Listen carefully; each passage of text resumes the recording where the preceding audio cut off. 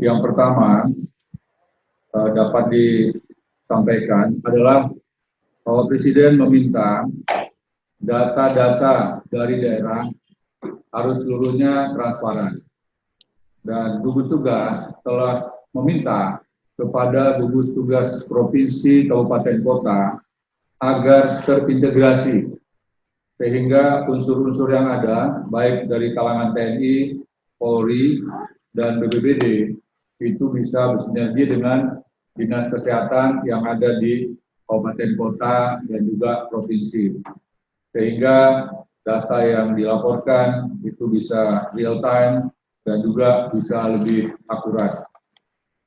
Kemudian yang kedua, Bapak Presiden juga telah memerintahkan untuk meningkatkan kapasitas PCR test. Demikian juga Bapak Wakil Presiden meminta supaya tes masif untuk ditingkatkan.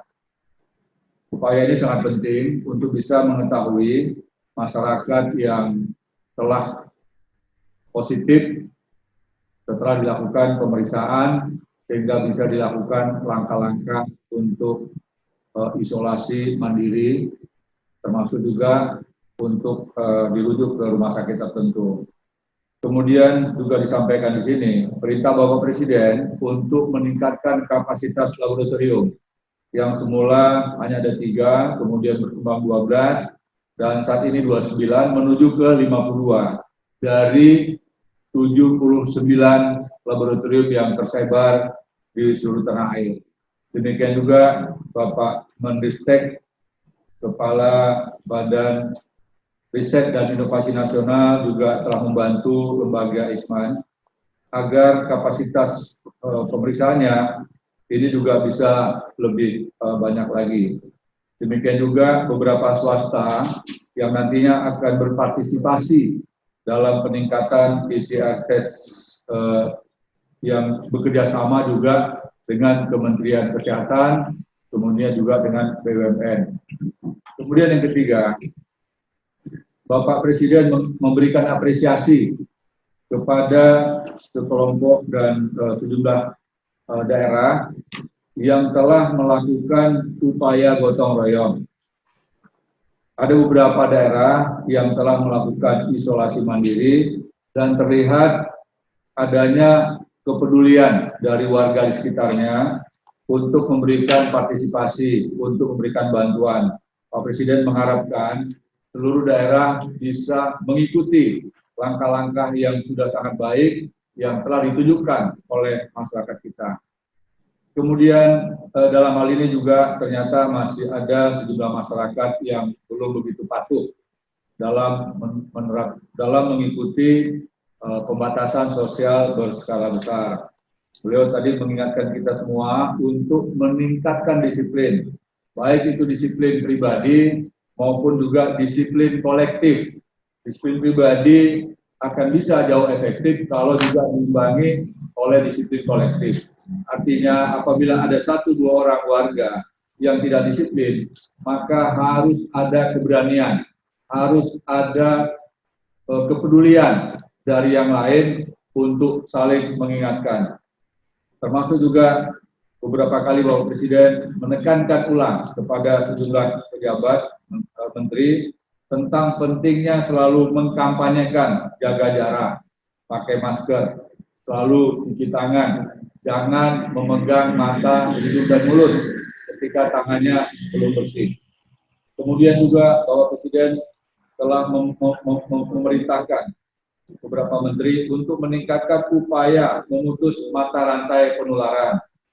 Karena dari data-data yang ada, penularan ini terbanyak dilakukan bukan dari orang yang sakit dan dirawat di rumah sakit, atau orang yang telah masuk dalam daerah isolasi mandiri atau isolasi parsial, tetapi terjadi dari kelompok yang kita kategorikan ODP sangat ringan, yaitu OTG, orang tanpa gejala, yang mana mereka sebenarnya sudah positif COVID-19, tetapi belum sempat diperiksa dan mereka berkeliling ke berbagai daerah sehingga menulari kelompok yang lain. Nah, adapun kelompok-kelompok lain yang sangat rentan terhadap COVID-19 ini adalah kelompok lansia, kemudian kelompok yang memiliki penyakit kronis atau penyakit penyerta seperti halnya hipertensi, jantung, diabetes, kanker, tumor, dan asma, serta penyakit lainnya. Mohon kiranya ini menjadi atensi kita semua, agar kelompok rentan jangan didekati dulu oleh kelompok muda yang memiliki potensi COVID-19, karena mereka tidak menyadari bahwa mereka telah terpapar dan mobilitas dari kelompok ini sangat tinggi. Oleh karenanya dibutuhkan kesadaran, dibutuhkan kesabaran untuk tidak dulu berada atau mendekatkan diri kepada kelompok rentan tadi. Kemudian Bapak Presiden mengingatkan juga tentang pentingnya prioritas kepada pelayanan rumah sakit, khusus kepada mereka yang sakitnya berat, serius, dan kritis. Sehingga masyarakat yang gejalanya masih ringan atau sedang, cukup melakukan isolasi parsial atau isolasi mandiri di rumah, termasuk juga di tempat-tempat yang telah disiapkan sebagaimana halnya Wisma Atlet. Bapak Presiden juga mengingatkan pentingnya untuk melakukan perawatan rumah sakit tanpa dinding, yaitu telemedicine. Dan ini sudah efektif. Bapak Menteri Kesehatan tadi sudah melapor kepada Bapak Presiden, ada sekitar 3.000 lebih pasien telemedicine dan 30 orang setelah mendapatkan arahan dari para dokter yang berada di lapis kedua ini, akhirnya melakukan pemeriksaan dan ternyata positif. Dan dari 30 orang itu pun hanya 2 orang saja yang dirujuk ke rumah sakit. Artinya peran dari para dokter ini sangat optimal, sangat baik sekali, sehingga dapat mengurangi jumlah pasien yang datang ke rumah sakit. Kemudian Bapak Presiden juga menekankan tadi kepada Menteri KKP untuk memberikan bantuan kepada masyarakat-masyarakat yang ada di berbagai daerah dalam rangka meningkatkan imunitas tubuh. Salah satu adalah dengan memakan makanan ikan yang sehat. Memakan makanan ikan yang sehat akan meningkatkan imunitas tubuh. Makanan yang bergizi akan membantu untuk bisa memiliki daya tahan terhadap COVID. Di samping juga tentunya supaya hati yang selalu gembira, tenang, tidak panik, istirahat yang cukup, dan olahraga yang teratur. Kemudian juga perlunya kita memberikan penghargaan yang setinggi-tingginya kepada para dokter, para perawat, dan tenaga kesehatan lainnya, sehingga penghargaan ini telah bisa meningkatkan semangat para dokter dan perawat dalam rangka pengabdian yang terbaik pada bangsa dan negara. Mereka telah mengorbankan waktu, pikiran, tenaga, bahkan nyawa kepada kita semua. Kemudian kekurangan dokter hari ini sudah mulai dirasakan di beberapa tempat yang pasiennya banyak. Adapun solusi yang dapat kami lakukan dari gugus tugas, tadi sudah disampaikan untuk memberikan surat tanda registrasi dan peningkatan pelatihan dokter intensif yang jumlahnya mencapai 2.935 orang dokter. Dan Bapak Menteri Kesehatan tadi sudah mengatakan akan memberikan prioritas kepada tenaga dokter sehingga mereka bisa praktek langsung di lapangan. Ini juga akan mendapatkan perkuatan bantuan dari jajaran relawan. Sudah lebih dari 18.000 relawan yang sudah mendaftar dan sebagian diantaranya adalah para tenaga dokter dan perawat serta petugas laboratorium. Kemudian yang berikutnya kami sampaikan kepada teman-teman wartawan bahwa APD yang telah terdistribusi ke seluruh provinsi, kabupaten, kota itu telah mencapai hampir 700.000 pieces atau tepatnya sekitar 690.000. Dan ini akan kami tingkatkan terus, akan kami tambah terus supaya kebutuhan APD di daerah, terutama di rumah sakit, menjadi modal dasar, menjadi moral bagi seluruh tenaga kesehatan, terutama dokter dan perawat, serta juga masyarakat lainnya. Kemudian kami juga telah mendistribusi APD ke sejumlah asosiasi atau perhimpunan dan perkumpulan dokter di luar dokter yang menangani COVID-19, yang mana diharapkan semua dokter yang praktek, terutama di daerah-daerah yang sudah pasti terdapat kasus positif COVID-19, harus menggunakan APD demi melindungi tenaga dokter kita.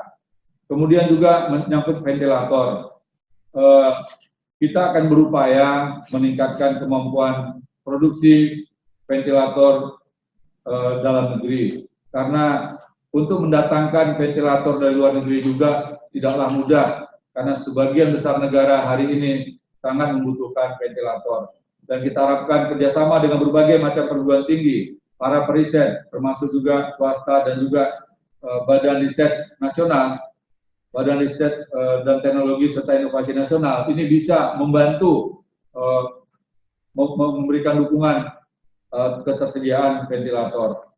Kemudian berikutnya tadi Bapak Presiden mengatakan tentang pentingnya antisipasi kekeringan.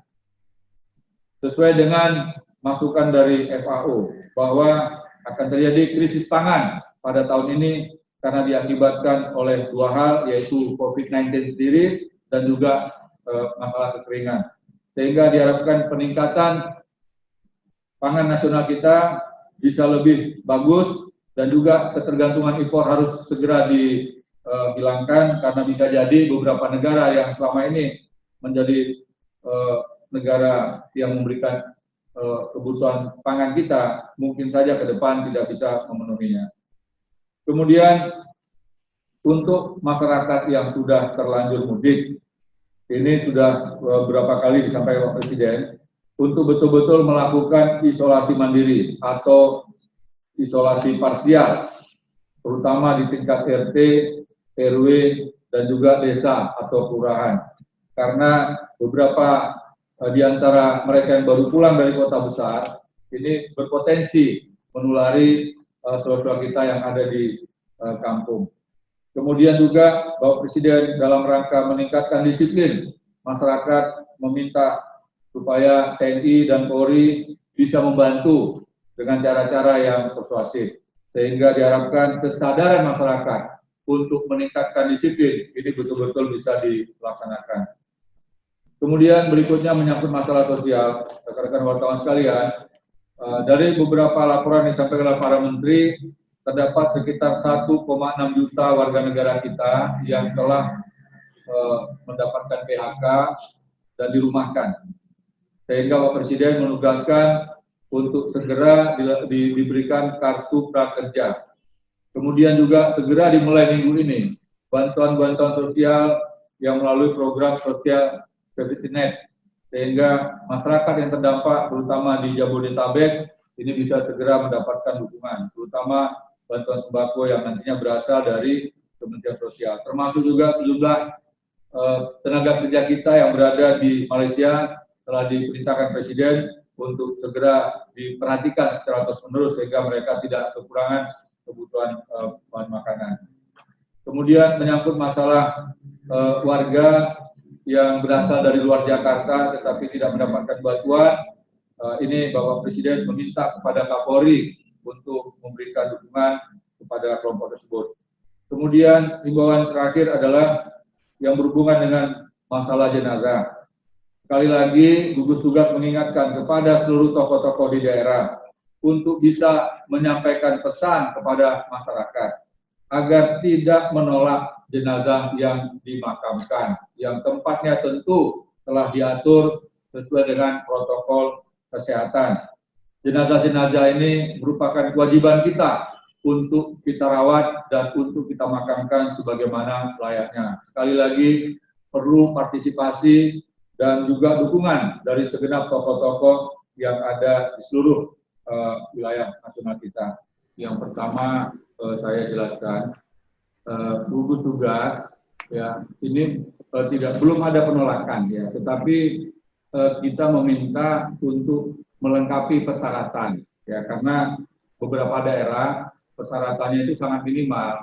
Ada yang mengusulkan untuk PSBB, tetapi anggaran yang disediakan untuk pelaksanaan PSBB ini tidak sesuai dengan kemungkinan biaya operasional yang harus dikeluarkan, sehingga diperlukan penyempurnaan dan penambahan beberapa poin, terutama menyangkut masalah anggaran dan kesiapan daerah tersebut.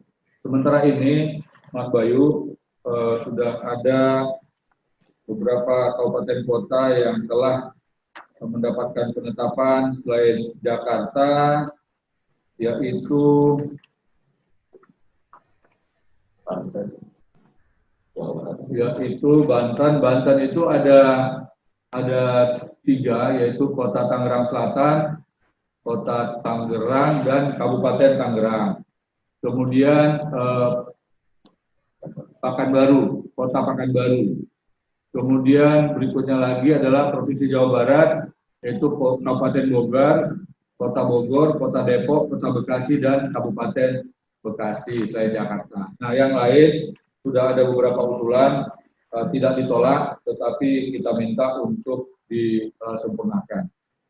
Kemudian menyangkut masalah tes PCR, dan juga Kementerian BUMN telah mendapatkan 18 unit alat tes PCR, yang mana nanti bisa meningkat menjadi 9.000 tes per hari.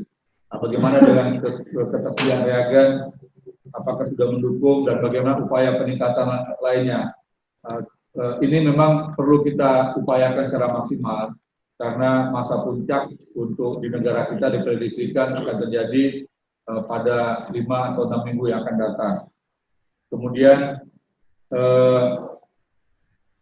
gugus tugas juga telah menerima sejumlah permintaan dari swasta yang bekerja sama dengan BUMN, serta juga sudah mendapatkan dukungan dari Menteri Kesehatan untuk memanfaatkan salah satu pihak di Beijing Institute yang nantinya akan membackup untuk peningkatan kapasitas PCR yang ada di negara kita. Kemudian yang ketiga, ketersediaan pangan. Jadi Bapak Menteri Pertanian tadi juga telah menyampaikan kepastian, termasuk juga pada ratas minggu yang lalu, untuk pangan 3-4 bulan ke depan, alhamdulillah aman. Kemudian beberapa barang kebutuhan sehari-hari yang mengalami peningkatan, tadi juga Bapak Presiden telah melihat bahwa sudah ada beberapa komoditi yang mulai stabil. Kemudian yang keempat, menyangkut tentang perbedaan adanya Permenkes dengan Permenhub. Tadi Bapak Menteri Perhubungan dan Industri, Bapak Luhut Panjaitan telah melapor Bapak Presiden. Intinya Permenhub ini hanya efektif berlaku sampai dengan program bantuan sosial itu terlaksana. Ya, jadi setelah program bantuan sosial ini berjalan, maka Permenhub nanti akan menyesuaikan. Jadi intinya kita tetap mengacu kepada Permenkes ya, tentang physical distancing, di mana jaga jarak menjadi hal yang sangat prioritas. Walaupun aturan yang telah dibuat oleh Permenhub ini juga menyangkut masalah ketentuan protokol kesehatan, kemudian penyemprotan disinfektan, kemudian menggunakan alat pelindung dan sebagainya. Kemudian menyangkut masalah penegakan hukum, kita berharap bahwa langkah-langkah penegakan hukum ini adalah langkah yang paling terakhir.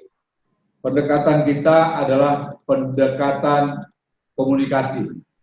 Saya sangat yakin manakala aparat penegak hukum dan juga komponen masyarakat lainnya dengan cara-cara yang bijaksana bisa mengingatkan masyarakat kita. Saya yakin rakyat kita pasti taat, pasti patuh.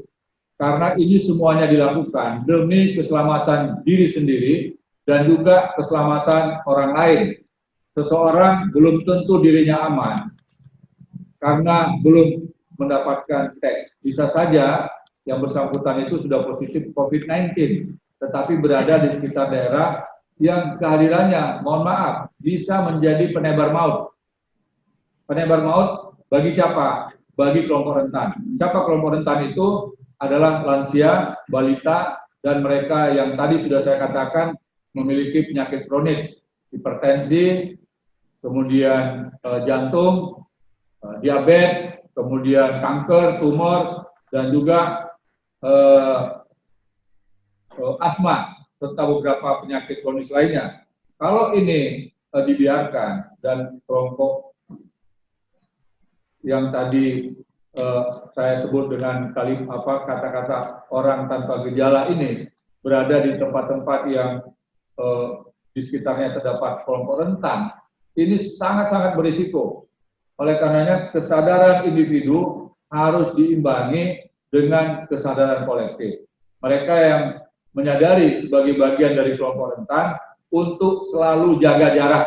Ya, Bapak Presiden sekali lagi mengatakan selalu tekankan sampai ke tingkat desa, RT, RW, jaga jarak. Bahkan di rumah sendiri pun kita wajib untuk jaga jarak, manakala kita sering keluar rumah. Nah, ketika kita keluar rumah, kita kembali ke rumah, belum tentu diri kita itu steril. Oleh karenanya sekali lagi, penting sekali. Kalau toh harus dilakukan penegakan hukum, ya kita harapkan penegakan hukum itu merupakan langkah terakhir. Sejumlah kasus yang terjadi di beberapa negara, terjadi upaya-upaya perlawanan dari masyarakat. Sekali lagi kita sangat berharap kerjasama dari segenap komponen bangsa kita, bahwa upaya-upaya untuk meningkatkan kesadaran ini adalah hal yang paling prioritas. Tadi juga saya laporkan kepada Bapak Presiden, rasio dokter kita dengan jumlah penduduk ini sangat kecil. Karena walaupun WHO menentukan satu dokter untuk 2.000 sekian ratus orang, tetapi dalam kondisi pandemi seperti sekarang ini, pada waktu yang bersamaan, kita sangat membutuhkan tenaga dokter, tenaga perawat. Dan ini pun harus kita lindungi. Kalau semakin banyak masyarakat yang berobat dan akhirnya dirawat, maka ini akan mengurangi ketahanan nasional kita di bidang kesehatan. Oleh karenanya pentingnya meningkatkan disiplin agar semakin sedikit warga kita yang terpapar virus ini dan semakin sedikit mereka yang menjadi korban akibat COVID ini. Kemudian menyangkut masalah langkah-langkah untuk masyarakat yang kehilangan pekerjaan, tadi sudah disampaikan oleh sejumlah menteri kepada Pak Presiden, ada beberapa peluang untuk menciptakan lapangan kerja. Jadi mudah-mudahan ini juga menjadi solusi setelah COVID-19 ini berakhir. Saat inilah kita harus sabar, kita sadar, kita semuanya harus menahan diri untuk senantiasa mengikuti anjuran-anjuran yang telah diberikan oleh pemerintah pusat, termasuk para tokoh-tokoh dari pusat sampai ke daerah. Peran dari kepala desa, peran dari ketua RT RW didukung oleh Karang Taruna, didukung oleh PKK dan juga Posyandu serta segenap komponen masyarakat yang ada sangat penting. Kita harus mampu menghadapi wabah COVID ini dengan cara bersatu, bergotong royong, dan meningkatkan disiplin.